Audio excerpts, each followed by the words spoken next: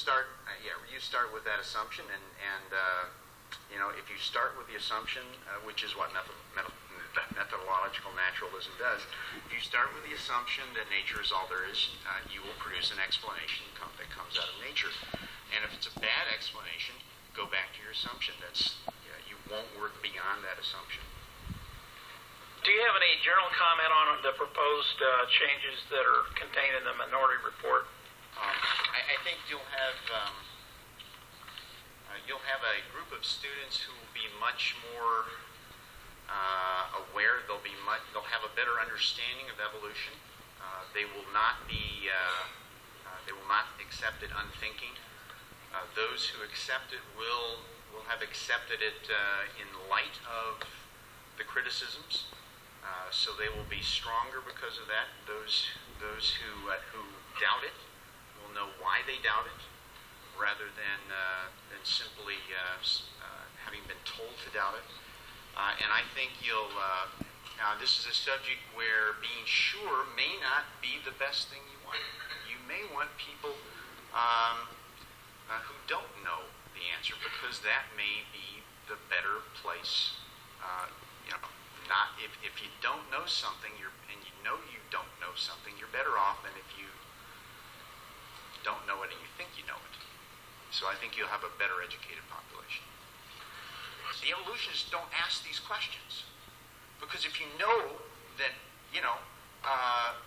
I am what evolution can really do, you don't ask bacteria to evolve, because you know the answer right away.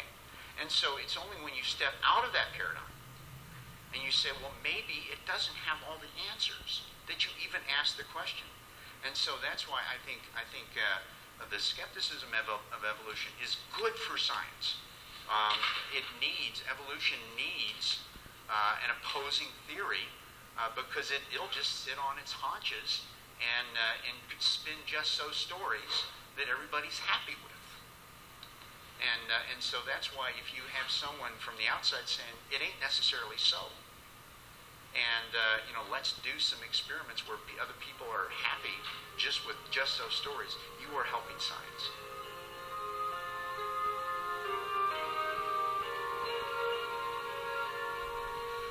Jill Gonzalez Bravo received her master's in curriculum instruction with an emphasis in science and technology from Wichita State University. She is currently employed in Rose Hill, Kansas as an 8th grade teacher, where she has served on a committee that has developed curriculum maps for science content. I have been a teacher for the last 10 years, and though encouraged to boycott, I felt that this issue is not about me. It's about the students and their rights. And so that is what I'll be speaking to today. Give me some examples, and what kind of feedback do you get from them? Okay. During my 4 years of completing my area of focus in biology at Kansas State, I became very versed in the theory of evolution. I learned that it was an undebatable fact among many of my professors. I also caught on very quickly to the idea that, and this was a perceived idea, but that if anybody that believed differently, they were not considered a true intellectual. I was amazed the day the topics of origins came up within the class. It turned into a heated debate and a heated argument, I should say, with me as the target. This is where the conflict came into play. I have students who at first glance gave the impression that they cared very little about school and science, but somehow this topic was important to them. However, my previous education had taught me that there was no controversy. There was no data that supported evolution as not factual. I had never read anything to the contrary, so I had no idea how to lead or even whether I could allow the discussion to continue. I just wasn't sure. I was left with 2 questions to reflect on. First one, this is the teacher in me. Why does this topic evoke strong opposition from the majority of my students? And then why was I apprehensive about providing my students with the academic freedom to investigate and question what they perceive to be controversial. I felt as a professional that it was my duty to try to understand what about this topic of evolution these students oppose so strongly. Let's say that a student does not bring up the controversy surrounding the peppered moths in England, and therefore I don't, because as a science teacher, I have been encouraged not to do anything to weaken or diminish evolution by the National Science Teachers Association. What do you suppose the child will think when he later finds out this discrepancy surrounding this evidence? To me, it would do more harm to teaching of evolution as a unifying theory of science than to the teaching of science. The student will begin to question why they were lied to about this issue, or at least they will perceive deception. Whether it's there or not, that is their perception. And they'll wonder what else is untrue. There may be scientists that could explain this away, but as an educator, how are we to deal with these controversies being brought up in our classrooms? We rely on scientists to provide us with unbiased content for our classrooms. That's why we rely on our textbooks. This is our source of information and knowledge that we give to our students. I take issue with invalidating anyone's thoughts because they may be derived from a worldview counter to mine. This concerns me, and that is why, with much contemplation, I chose to speak today. This has not been exactly a career move to speak of, when so many have chosen to boycott. But I am here not to advance my own agenda, but to promote greater academic freedom for our children. Dr. Edward Peltzer earned a Ph.D. in oceanography from Scripps Institution of Oceanography at the University of California, San Diego in 1979. For 20 years, he worked as a research specialist at the Woods Hole Oceanographic Institution. So in fact, there are big problems with a scientific theory on the origin of life. Lynn Margulis, she says that to go from a bacterium to people, this is the biological evolution, is less of a step than to go from a mixture of amino acids to a bacterium. So the big problem is making life. Next slide. Heinrich Howland has stated that the most reasonable interpretation of data is surely that life existed on Earth more than 3,850 million years ago. The significance of this number is that it's thought that at 4 billion years ago was about the first time that the Earth became habitable for any life. So you have a time period of 150 million years for life to form, or at most, if you go back to the formation of the Earth, maybe 500 million years. Next slide. In summary, there's no remnant or trace evidence of a prebiotic soup anywhere. If it ever existed, it is entirely conjectural. Although its emergence from non-living matter is hard to conceive, life appears almost immediately. There's almost no time for life to evolve into the simplest bacterial cells. And in spite of the idea of RNA or PNA worlds, there's no consensus on the model for pre-cellular life. Though the situation is so bleak that scientists once again seriously consider the idea of directed panspermia. And this is the idea that some other civilization somewhere else in the universe sent out capsules to seed life throughout the universe. The problem with this as a scientific idea is that it puts the problem of how life began out of reach and out of touch. That's why it was dismissed the first time. The only reason it's being brought back the second time is they're having so much troubles trying to figure out how life began in the conditions of the early Earth. My question is, sir, do you support the opinion of intelligent design as the answer to human species? Yes, I think it's the one that's going to probably show to be correct. And if you would agree with me, that there are thousands of individuals who are scientists, who are able to do their scientific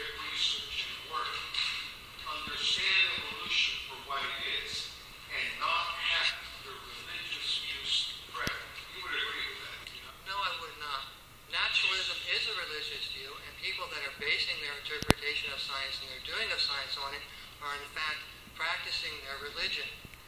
Those thousands of scientists are trying to impose naturalism on the rest of the public. Dr. Russell Carlson received his PhD in biochemistry from the University of Colorado at Boulder in 1978. He has authored and co-authored more than 125 articles in various peer-reviewed journals, has 3 patents, and has given invited lectures at universities throughout the United States, Europe, and South America. Dr. Carlson currently serves as Professor of Biochemistry and Molecular Biology and Adjunct Professor of Microbiology at the University of Georgia. It's really inappropriate to restrict explanations to those that only support one metaphysical position, which is materialistic naturalism. And that's a position that nature is all there is. Science should be in a search for truth, and scientists, teachers, and students should be able to follow the evidence wherever it leads. It's not, in my opinion, appropriate to force all evidence into a 150-year-old Darwinian box. We need both teachers and students that are able to critically evaluate evolutionary theory and think outside the box. Do you accept the general principle of common descent that all of life is biologically related back to the beginning of life? Yes or no? No. Do you accept that human beings are related by common descent to pre-hominid ancestors? Yes or no? I don't accept that as scientifically proven fact, no. You are not suggesting that intelligent design is the answer. Well, scientifically, I don't think that's been determined yet, no. But I think it should be one that's considered. Do you have a problem with science attempting to find natural answers to the world around us? Absolutely not. Is it your suggestion that science should include intelligent design as a quest for truth? I think it should be considered. Dr. John Sanford holds a PhD in plant breeding, plant genetics from the University of Wisconsin in Madison, and is presently an associate professor of horticultural sciences at Cornell University. Dr. Sanford has authored over 70 publications and holds 27 patents. Most of my career, I've been an atheistic evolutionist. Later in life, I became a theistic evolutionist, and later became a biblical Christian. And so I'm sure, as the prosecutor will be asking me, I do have a Christian perspective. I think you said that you were a theistic evolutionist for a period of time after that. Why was that? I had been trained in evolution, and everything I'd ever thought was in terms of evolution, for me, was as clear as that the world is round. It's just uncontestable. But in retrospect, I had not critically assessed much of what I believed. I believed it based upon authority, without critical assessment. So, would it be fair to say that while you were an atheist, you didn't find any personal reason to critically analyze the theory or to challenge it? Well, as an atheist, there's no alternative hypothesis, because if no one, and there's no designer and no creator, then you have to believe that the universe created itself. Do you use evolutionary biology in your operational science? I don't use it, and when I was an evolutionist, I would have argued that evolutionary theory is critical to being a good scientist. I actually realized that some of my best science has been done since that time. I've also realized that historically all the founding fathers of science were non-evolutionists, and many of them were anti-evolutionists. So I realized that good science is not in any way conditional upon accepting the evolutionary theory. And then at some point in time, something caused you to begin to question it. I had friends who basically said, have you looked at the other side? And I said, what other side? I'd been at Cornell at that point 20 years, and I really did not know that there was a legitimate position which could contest evolutionary assumptions. And so then you began to look at it critically. I began to look at it critically, and for several years I was intrigued by alternative explanations for many different things. And so this was a time of great intellectual excitement for me. So looking at alternatives to evolution, I did not find mentally deadening, but rather incredibly stimulating. And I basically went back and reassessed everything I ever knew. And I also support the idea of getting students to recognize the distinction between operational science and historical science. And for myself, as you point out, I often failed to make that distinction even as a Cornell scientist. And I know that many of my colleagues have often failed to make that distinction. It's very important to distinguish them for this reason. Operational science must be reproducible. It's incredibly important. It's not science if someone else on the other side of the world can't reproduce your experiment. But historical science is not reproducible. Let me give you a quick illustration. It's often said that Josephine poisoned Bonaparte and Napoleon. Okay? That's historical science. And they say, look, we have scientific proof that she did it because we found arsenic in the bones of the person buried in Napoleon's grave. But I'd like to distinguish for you what part of that is operational science and what part is historical science. If we test for arsenic in those bones, you can send it up to 20 different laboratories around the world, and they'll all give you roughly agreement about how much arsenic is in those bones. That's operational science, and it's reproducible. Everybody can agree to it. But there's also historical science.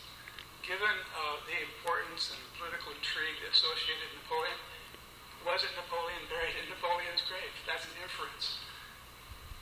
Was he exposed to arsenic by accident or on purpose? That's an inference. If he was exposed to Napoleon on purpose, was it his wife or someone else or himself? So there's a great deal of inference. If you were a novelist and you wrote about the story of how Josephine poisoned her husband, that's called historical fiction. The problem is historical science can easily blur into historical fiction because there's no accountability. It's largely speculation. Historical science becomes more and more uncertain and increasingly subject to error the further back you go and the more inferences that are made. And so very quickly when you talk about very remote or very ancient events, you talk in speculation instead of science. Dr. Robert D. Silvestro received his Ph.D. in biochemistry from Texas A&M in 1982. He currently teaches classes in nutrition and has also taught courses in biochemistry. Dr. D. Silvestro has authored or co-authored some 80 peer-reviewed research journal articles.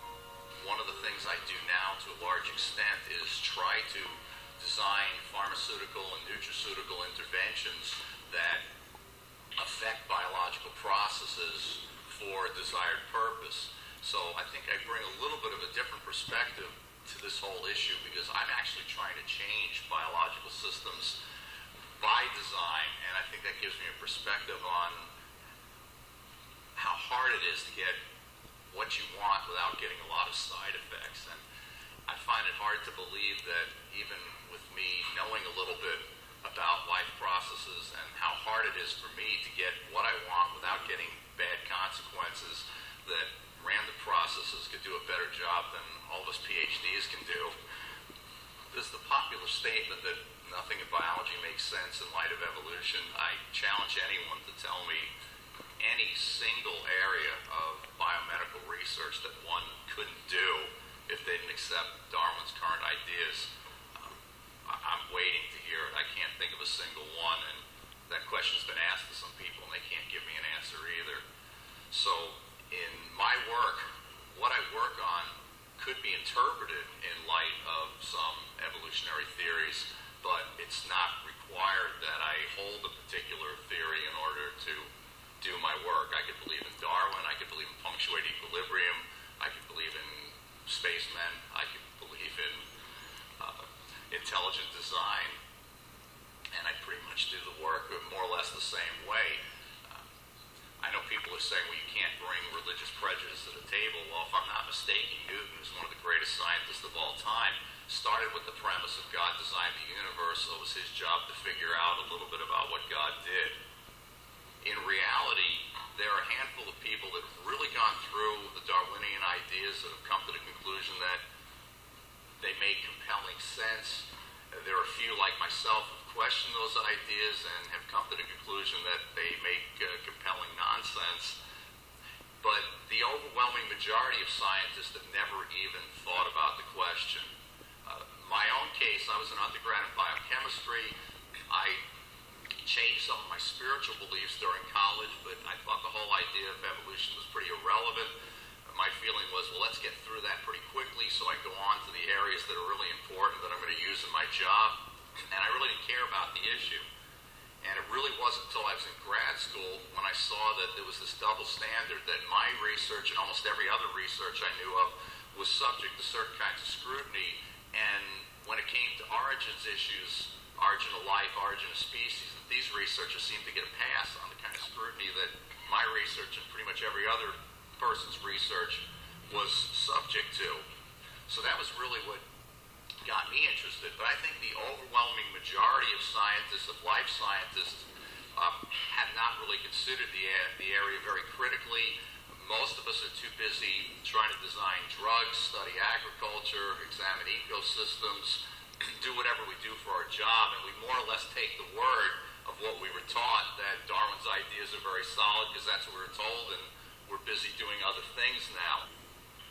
One of the great arguments for the idea that there could be design in the origin of life is what's called order and complexity, that you have order and complexity. I mean, you can have complexity, but it can be all gibberish. You can have order, like somebody saying, "Go Ohio State Buckeyes," but that's not really complex. But you can then have order and complexity, where you have a Shakespeare play, for example, and the genetic code has got amazing ordered complexity in it. And no, I've never seen anywhere where anyone said we know how this came about. There are people that have ideas and hypotheses, but I've never even heard the most ardent naturalists say we know how life started, or we know the origin of the genetic code.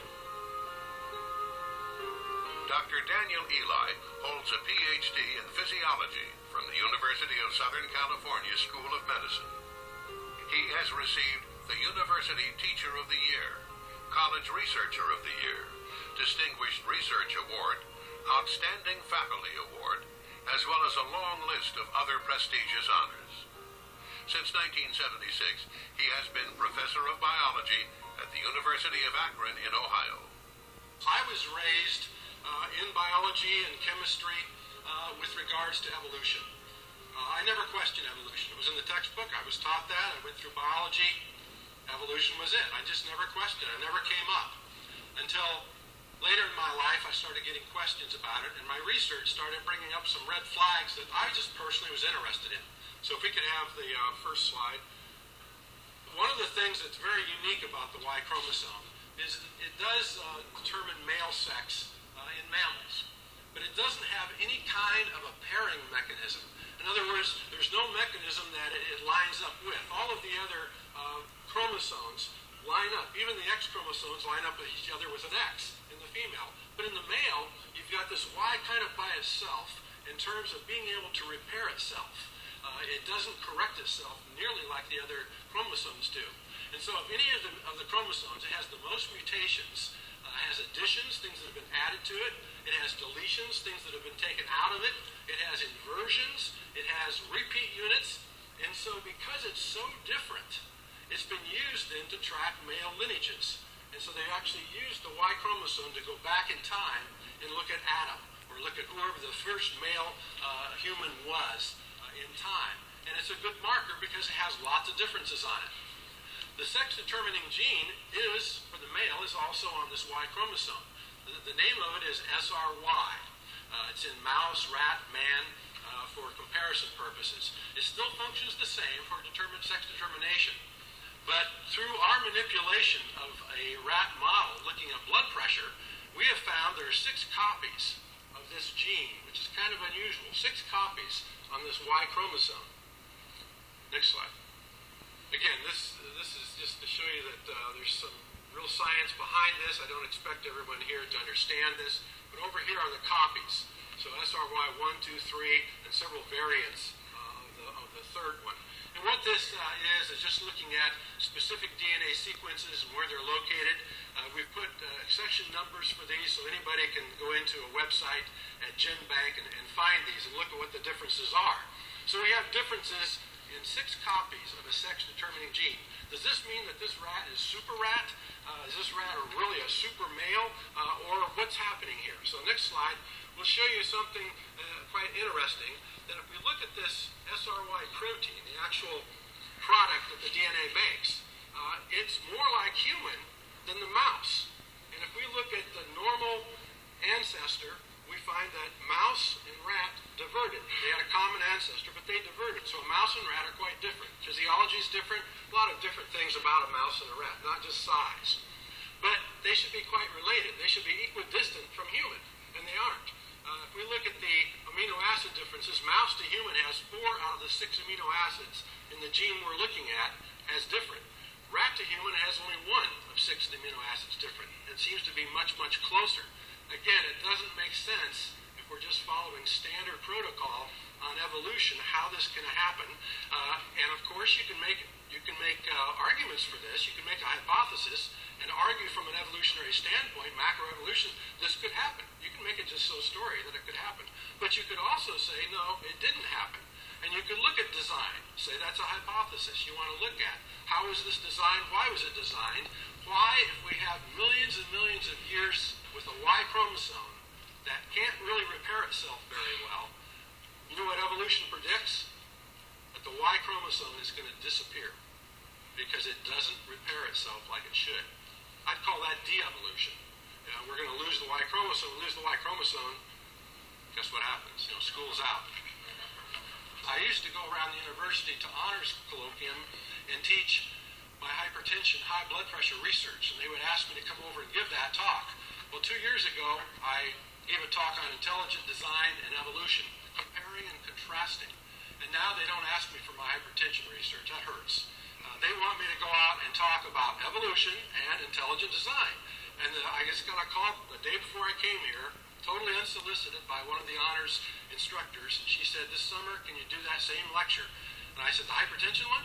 No. We want you to give the intelligent design evolution one. And why is that? He says, because the students write up a paper on what you present, and they get into discussing it, and they bring out the issues themselves, and they have a good debate and discussion with it. Yes, that's university students, but I'm not so sure they're that much different than from high school students. One of the things I do, I didn't have time here, but I show a slide. We go through all kinds of data, and here's what evolution predicts, macroevolution.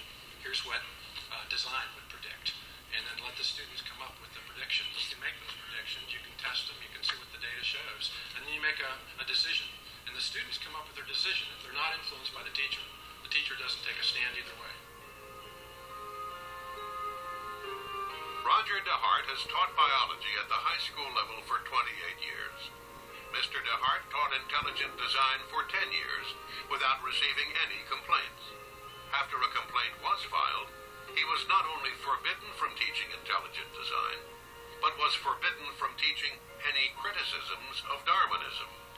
I supplemented the text in 1992 with a portion of Pandas and People. I would then allow students to critically analyze. I would always put this in the third person, saying that this was differing views from other scientists. And then I would allow students to either write a position paper stating 3 best evidences for or against Darwinian evolution, and then those students who would like to have the opportunity to debate the topic in front of the class. It was always done in an even-handed way. There was the same number of students for both sides. They had the same amount of time. And it was a good experience. How did the students react to it? Well, overwhelmingly, many students saw that as the favorite part of biology. Much of biology is merely restating of facts, of rote material that's in the textbook. This was an opportunity for students to critically evaluate, and they had a say, actually, in their opinion of what they thought. And how long did you use that methodology? I did that for 10 years. And during that 10-year period of time, what kind of response did you get from parents? Positive. Could you amplify a bit on that? I had positive up until 1997, and I had one complaint. The complaint was not lodged with me or the school district. It went straight to the ACLU, the American Civil Liberties Union. The ACLU then contacted my superintendent. I had to submit a handwritten summary of all that I was to say in the 2-week unit. And then finally I was reassigned to Earth Science. The person who took my job was a former student. He was a PE major. He had 0 years of teaching experience. I left the school district. My love is biology. I've taught that for 28 years. As I said, at that time it was 23 years. That's what I was trained to do. Were the supplemental materials relevant to a comprehensive understanding of biological evolution? The supplemental materials that I presented gave a different picture of the interpretation of the evidence than what was in my text. Was that different interpretation relevant to student understanding of biological evolution? Certainly. And I think that's what has been testified. Some of those issues, the origin of life, homology, and things like that have been spoken to earlier in this book. And you believe all those are relevant? Yes, I do. Can the student really understand biological evolution without having that additional information? Well, I don't think they can accurately weigh the evidence. I mean, that's not what current science is showing. So they're giving a dated or misrepresentation. And then you went from there to another school. Tell us about that. Well, the other school was 40 miles south. That school, I was very upfront. I didn't want to be caught in the same situation again. I went in, had an interview. I was selected for the position. I told them right up front who I was. I told them of my controversy. I told them before I accepted the job that I still wanted permission to give the criticisms of the textbook and allow students an open education. I was notified by phone 3 days before I was to take the position that I had been reassigned again to Earth Science. And where are you teaching